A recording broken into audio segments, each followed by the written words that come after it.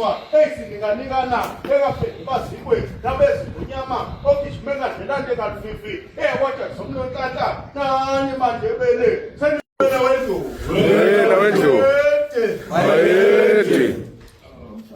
bayede sithunyiwe inkosi yamaNazaretha uNyazi ukuthi sizoyichawulela esilweni ukuba sisho ukuthi amasango avuliwe ekuseni ukuthi afike ngoba isilo siyilanga emhlabeni wonke uNkulunkulu womhlaba ubaba uNyazi lezulu uNkulunkulu wasezulwini isilo isona esiphethe jikelele umhlaba wonke siyilanga elikhanyisela bonke abantu ngokunjalo konke okwenziwe isilo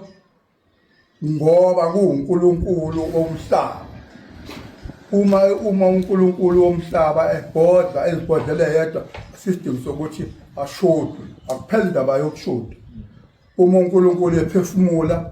womhlaba isilo akumele kube khona umuntu oshodayo isilo noNyazi into eyodwa litho uNyazi fana abambane ngezandla babe yibumba likaSaul njengoba ubaba wesilo umlokombani wamshiya kuyena uNyazi bebambene nomlokombani namanje usabambene nesilo uthele ngomkhono ongena phakathi kwabo bahlukanisayo funa babambane kuze kuyophe sekuphethe kube sekupheleni komhlaba akhule azakhokhobe uthi aliba umnikeze umcela unyolo lude uthi akhule azakhokhobe abezi bye wena wendlovu bayeke zulu eliphezulu isilo samabandla onke jikelele usuku olukhulu oluyingqophamlando lolu lapha abantu bebecekela khona isimo phakathi kwezulu eliphezulu noShemba osekupheleze kanti ngamanzi emuka nomfula uShemba wenze okungaphezulu ngoba besicabanga ukuba thina njengamazulu siyobona yena hayi ngoba besiyoxolisa izwi eliphezulu kanamandla okuxolisa kumuntu kodwa ubuyothi ubudlelwane phakathi kwethu akungoniwe ngumuntu ovele waqhambukela la uShembe ngebuKristu bakhe usevele wathumela ingqonqulu eyikhona la ingwevu zokuqana ezokugcina kwaShemba ukuba zizothi bayede khululeka ukhululeke kuza ebuhleni uzobona uShemba ngenye indlela ubebeka ngokusobala ukuthi we can have a coffee with you if you have got time. You're welcome to Shemba to have a coffee with us. I believe that is a good idea for all of us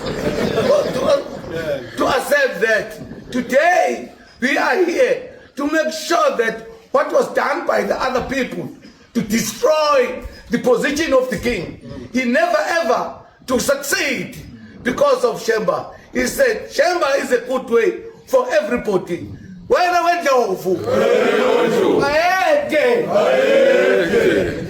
uthi lunyazi lwakaZulu nengwenyama ilunyazi usho ukuthi le tinto letimbili noma ngawungubani ngeke utehlukanise lunyazi luthi ngeke luphile ngaphandle kwesilo